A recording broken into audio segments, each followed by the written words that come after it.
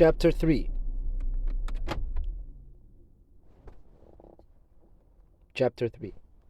Music, Violets, and the letter S. It so happened that Lucy, who found daily life rather chaotic, entered a more solid world when she opened the piano. She was then no longer either deferential or patronizing, no longer either a rebel or a slave. The kingdom of music is not the kingdom of this world. It will accept those whom breeding and intellect and culture have alike rejected. The commonplace person begins to play and shoots into the empyrean without effort, whilst we look up, marveling how he has escaped us, and thinking how we could worship him and love him, would he but translate his visions into human words and his experiences into human actions. Perhaps he cannot. Certainly he does not, or does so very seldom. Lucy had done so never. She was no dazzling executant. Her runs were not at all like strings of pearls, and she struck no more right notes than was suitable for one of her age and situation. Nor was she the passionate young lady who performs so tragically on a summer's evening with the window open. Passion was there, but it could not be easily labeled. It slipped between love and hatred and jealousy, and all the furniture of the pictorial style. And she was tragical only in the sense that she was great, for she loved to play on the side of victory. Victory of what and over what? That is more than the words of daily life can tell us. But that some sonatas of Beethoven are written tragic, no one can gainsay. Yet they can triumph or despair as the player decides, and Lucy had decided that they should triumph.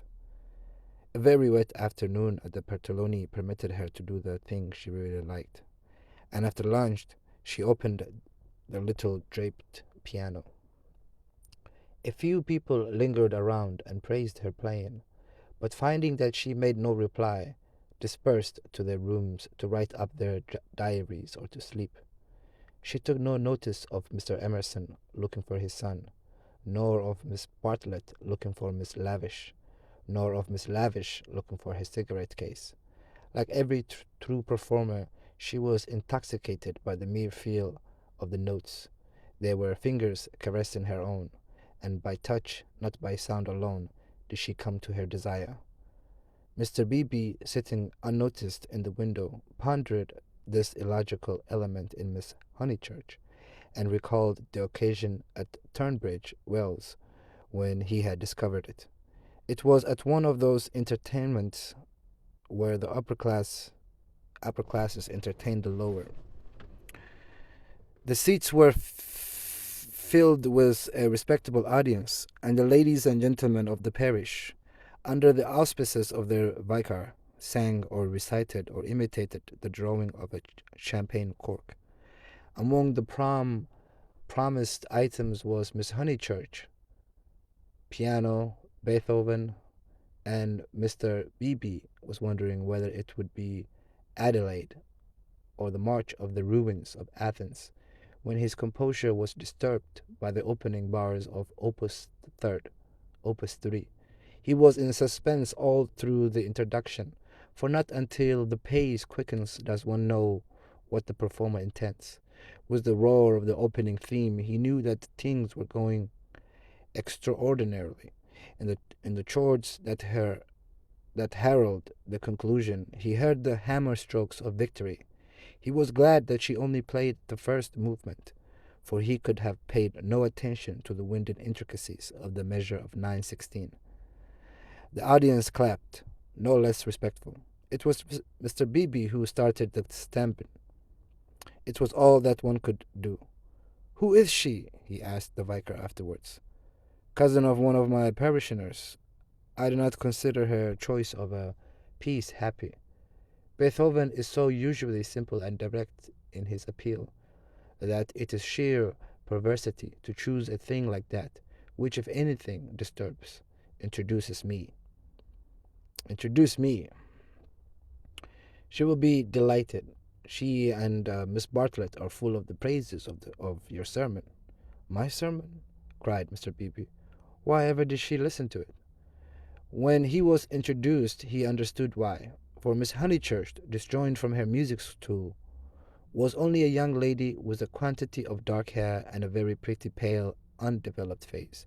She loved going to concerts. She loved stopping with her cousin. She loved iced coffee and meringue, meringues, melange, melange.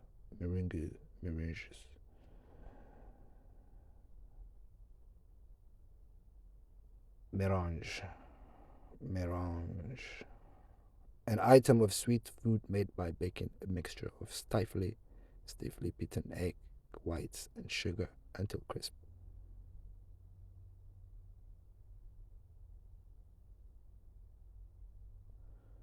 Hmm. Mirange, he did not doubt that she loved his sermon also, but before he left Tunbridge Wells, he made a remark to the vicar, vicar, vicar,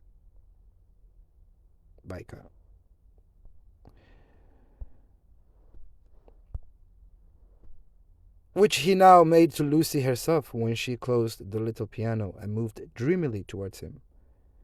If Miss Honeychurch ever takes to live as she plays, if Miss Honeychurch ever takes to live as she plays, it will be very exciting both for us and for her. Lucy at once re-entered daily life. Oh, what a funny thing. Someone said just the same as to Mother, and she said she trusted I should never live a duet. Doesn't Mrs. Honeychurch like music? She doesn't mind it, but she doesn't like one to get excited over anything. She thinks I'm silly about it. She thinks I can't make out. Once, I said that I liked my own playing better than anyone's. She has never gotten over it. Of course, I didn't mean that I played well. I only meant, of course, said he, wondering why she bothered to explain. Music, said Lucy, as if attempting some generality. She could not complete it, and looked out absently upon Italy in the wet. The whole life of the South was disorganized, and the most graceful nation in Europe had turned into formless lumps of clothes. Clothes. The street and the river were dirty yellow, the bridge was dirty grey, and the hills were dirty purple.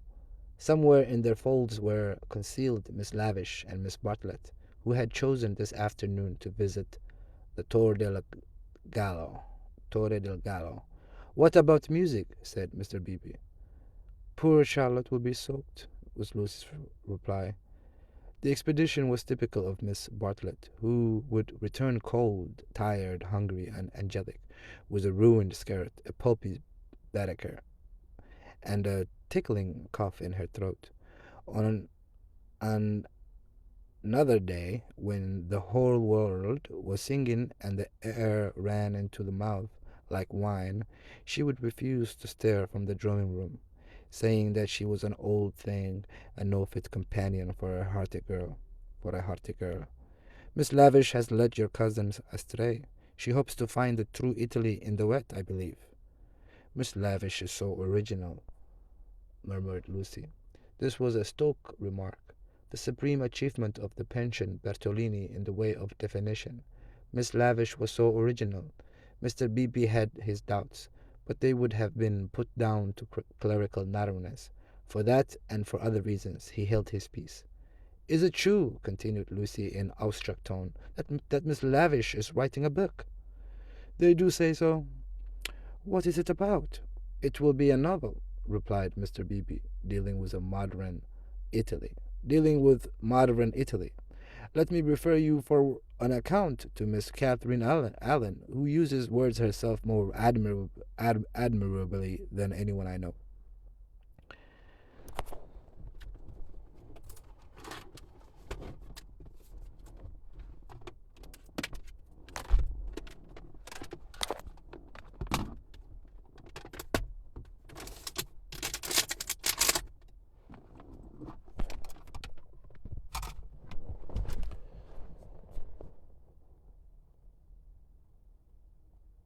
who uses words more admirably than anyone I know.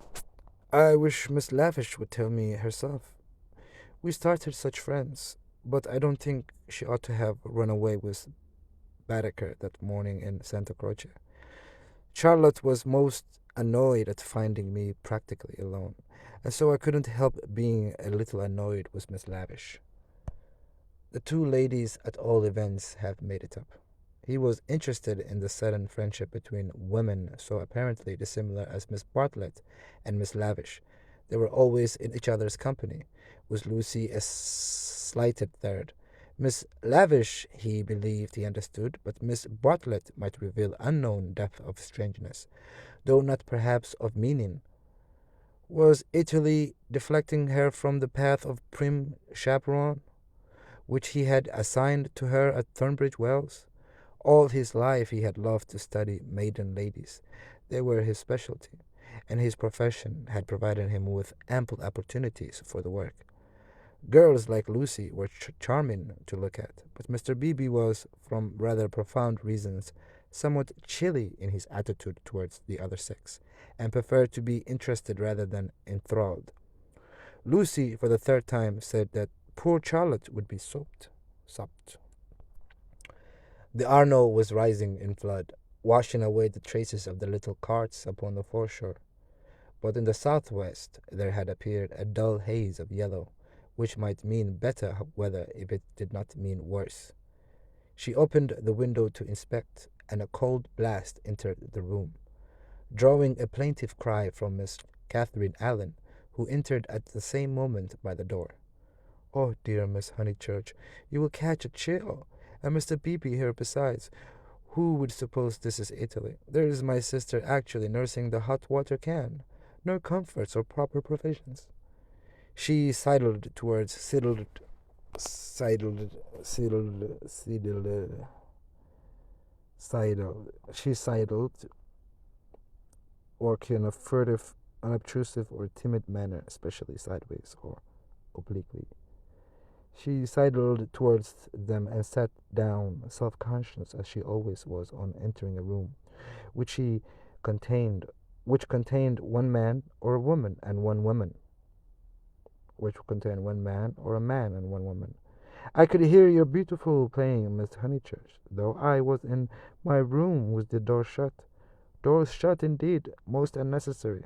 No one has the least idea of privacy in this country, and one person catches it from another." Lucy answered suitably. Mr. Beebe was not able to tell the ladies of his adventure at Modena, where the chambermaid burst in upon him in his bath, exclaiming cheerfully, "Fa niente, sono vecchia." He contented himself with saying, "I quite agree with you, Miss Allen. The Italians are a most unpleasant people. They pry everywhere. They see everything, and they know what we want before we know it ourselves. We are at their mercy. They read our thoughts. They foretell our desires. From the cab driver down to Giotto, they turn us inside out, and I resent it.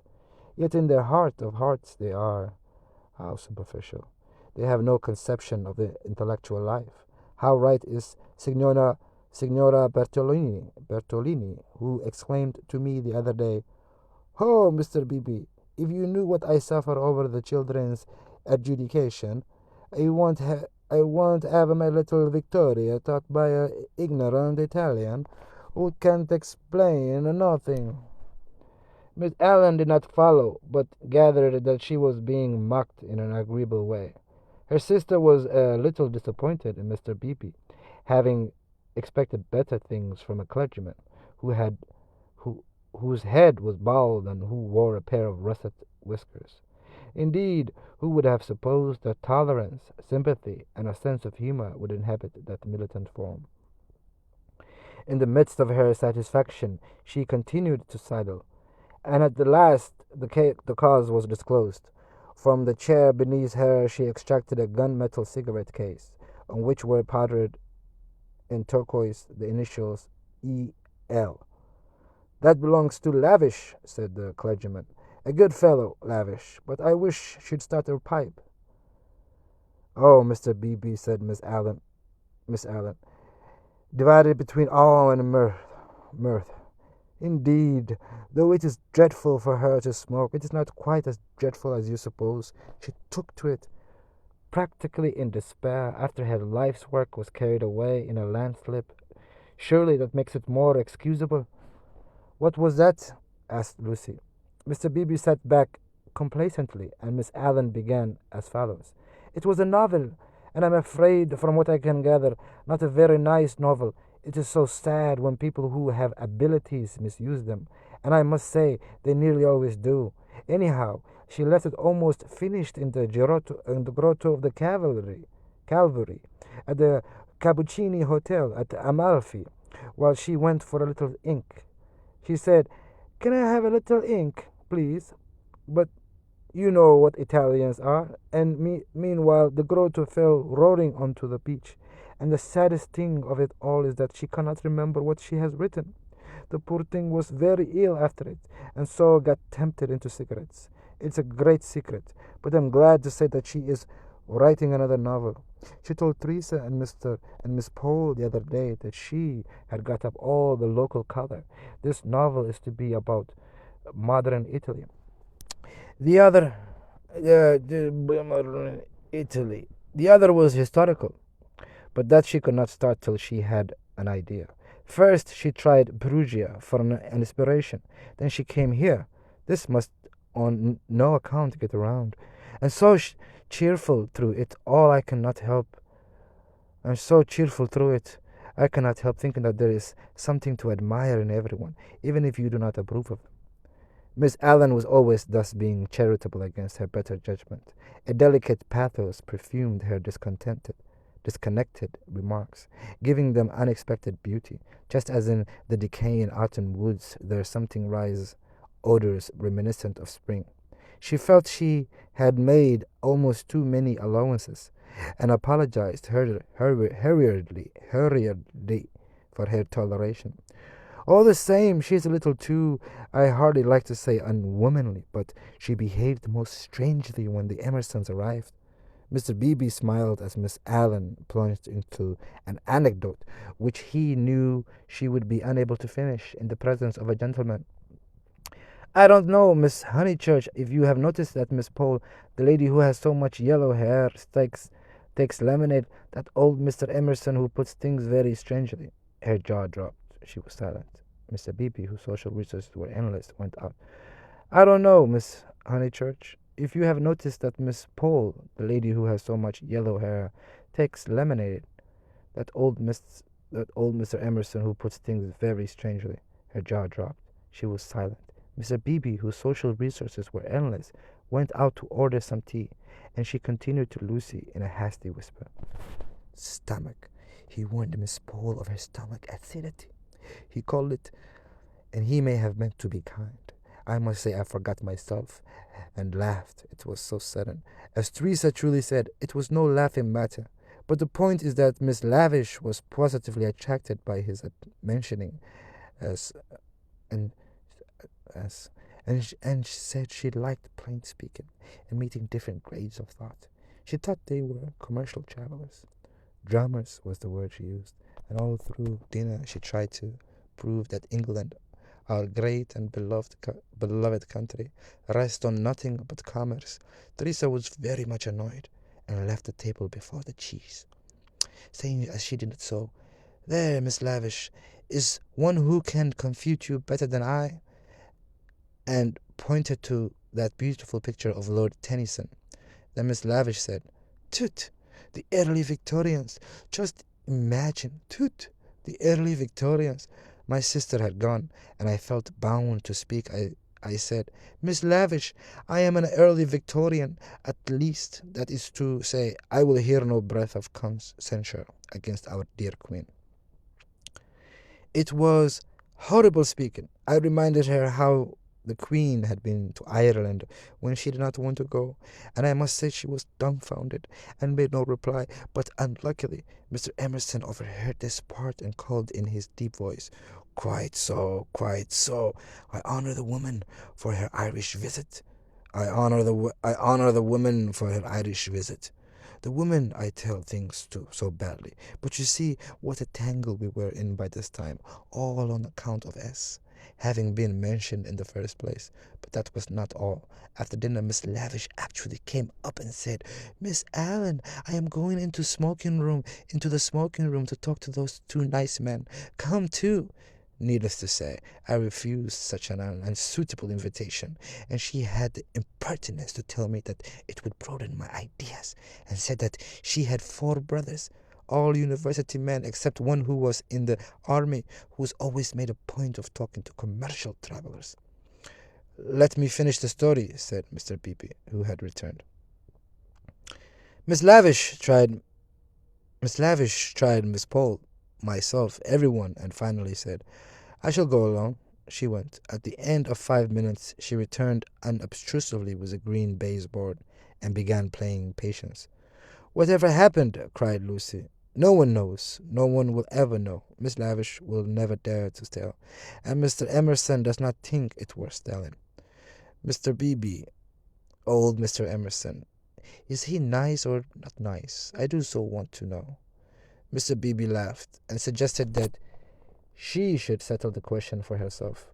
"No, but it is so difficult. Sometimes he is so silly, and then I do not mind him. Miss Allen, what do you think? Is he nice?" The little old lady shook her head and sighed disapprovingly. Mr. Beebe, whom the conversation amused, stirred her up by saying, "I consider that you are bound to class him as nice, Miss Allen, after that business of the violets." "Violets? Oh dear, who told you about the violets? How do things get around? A pension is a bad place for gossips. No, I cannot forget how they behaved at Mr. Eager's lecture at Santa Croce. Oh, poor Miss Honeychurch. It really was too bad. No, I have quite changed. I do not like the Emersons. They are not nice." Mr. Beebe smiled nonchalantly. He had made a gentle effort to introduce the Emersons into Bertolini society, and the effort had failed. He was almost the only person who remained friendly to them. Miss Lavish, who represented intellect, was avowedly hostile, and now the Miss Allens, who stood for good breeding, were following her. Miss Bartlett, smarting under an obligation, would scarcely be civil. The case of Lucy was different.